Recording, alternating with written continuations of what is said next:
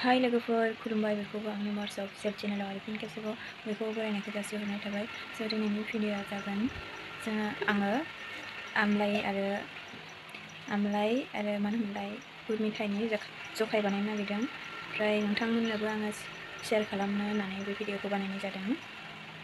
ओमफ्राय जायफ्रा बानायनानै लोंफेराखै बे भिडिअ'नि गेजेरजों बानायनानै लोंनो हागोन आरो सोरबाफोर बानायनानै लोंनायफोराथ' रोंखागोनानो। आरो बे जखाय बानायनायाव माबाफोर गेना गोरोन्थि जालांदोंब्ला आंखौ निमाहा मोनगोन होननानै आं आसा खालामनाय थाबाय। थ' बिदिब्ला भिडिअ'खौ स्टार्ट खालामनोसै। केकखौ आं आमलखिखौ दख'नानै लाबाय। बेयाव 3 केजि दङ आमलखिया। बेखौ आं बानायजोबगोन। ओमफ्राय जायफोरा बेफोरबायदि बनायनानै लोंफेराखै बनायनानै लोंनो हागोन आरो बनायफेरनायफ्राथ' आरो रोंखायोनो। ओमफ्राय आंनि बनायनाया बाराद्राय जायाखैबा कमेन्टआव खोन्थाहरनो हागोन। ओमफ्राय आंबो दिनैसो फार्स्ट टाइम बनायदों नालाय जानो हायासो बनायखायनो माबायदि बनायो आङो आइनियाव सोंनानै लाबाय। ओमफ्राय दा आङो बानायसिगोन आरो दायो आङो बेयाव दै गुदुं होनानै लाबाय। दैयाव आङो रुसिगोन आरो आमलखिखौ एसे गुफुर जानांगौ आमलखिया। दायो गोथां नालाय ओमफ्राय 5 मिनिट दोनथ'सिगोन आरो बेनि उनाव खांनोसै। ओमफ्राय सान्दुङाव फोराननोसै। दायो नै जाबाय आमलखिया 5 मिनिटनि उनाव दायो बेखौ सान्द्रियाव लखबनानै लानोसै आरो माने मोजां गुफुर गोमो नुलायदों आरो बेलेगथिंजाय मा होनो मिथिया, आमलखि होनो ना आमलाइ होनो। जोंनिया आमलाइ होनो, होमबाबो आं आमलखि होननानै बुंदों आरो जा समायना नुखादों बेनि कालारखौनो नायलाय।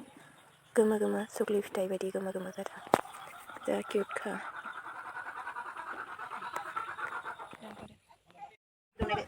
दायो आङो सान्दुङाव फोरानबाय दै थिंसायाव। जा समायना नुखादों बेनि दैखौ फोरानजोबगोन आरो उरखौबो आङो गुन्दै खालामनानै लाबाय। एसे बाराद्राय लदा गेलेनो नागिरा। ओमफ्राय आङो उरखौ होनो थाखाय दै गुदुं खालामनानै लाबाय। हरावसो बानायदों, एसे गोबाव लायो नालाय। गेसआबो खम दङ दाथ'। गेसआबो दाम गोसाथार, बायनोबो हाया। होबाय आं नै गुरखौ।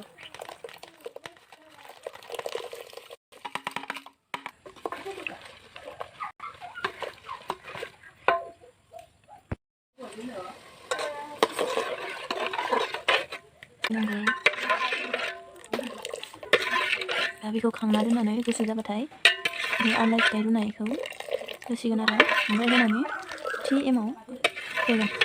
ओमफ्राय बियो 15 दिन 20 दिनफोरनि उनाव जागोन आरो नै बेयाव आङो बाखोरखौ इसे लाबाय। नै आरो आमलखि सान्दुङाव फोराननांगौ, बिनि दैखौहाय फोरानजोबनांगौ। नै आरो बियो नै दहायसो आङो गुरजों दैजों गिलिहोनानै लाबाय बेखौ। ओमफ्राय सानायदोंबो आङो गोदै खालामनांगौ आरो एसे बाराद्राय गोदै खालामनाङा। दायो गुसु जानो थाखाय दोनबाय। दायो गुसु जाबाय नालाय दा आङो होनोसै। नैबे बाखोरखौहाय होग्रोबाय आङो।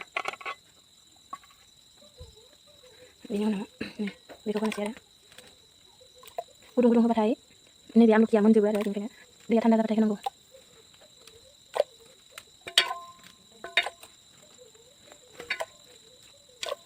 आखाइ फारसेजों होबाय थादों आङो। आरो जायफोरा बेफोरबायदि बनायनानै लोंफेराखै बनायनो हागोन। आंबो दिनैसो फार्स्ट टाइम बानायदों, माबायदि जायो मिथिया। बेखौ आङो 15 दिन 20 दिनफोरनि उनाव नायगोन आरो ओमफ्राय जोंहा आइया बनायबाय थायोमोन। ओमफ्राय आं बनायफेराखैमोन आरो दिनैसो फार्स्ट टाइम बनायदों आङो। मोजां होनदों, लोंनोलाय मोजां। आं लोंफेराखै, एबारै आं बानायदों नालाय लोंनो नागिरदों आरो एसे माबायदि बेनि टेस्टआ। दायो आङो सोजोबखांबाय। नै दैया 40 जाबाय। 40 जानायनि उनाव गोजा कालार गोजा बरिया नुदों। हान्दिसे बनायदों आङो। ओमफ्राय आङो बेखौ 15 दिन 20 दिननि उनाव नायबाथाय आङो नेक्स्ट भिडिअ'आव होगोन बेखौ माबायदि जायो। ओमफ्राय जायफोरा आंनि चेनेलखौ दासिमबो साबस्क्राइब खालामाखै, साबस्क्राइब खालामनानै ला आरो खाथियाव थानाय बेल आइकनखौबो थुनानै हो, जाहाथे आं गोदान भिडिअ होबानो नोंथांमोननिसिम नटिफिकेसन मोनहैयो। बिदिब्ला आङो भिडिअ'खौ बारा गोलाव खालामला, बेखिनियावनो दोनथ'नोसै। नेक्स्ट भिडिअ लोगो मोनसिगोन लोगोफोर। बाय बाय।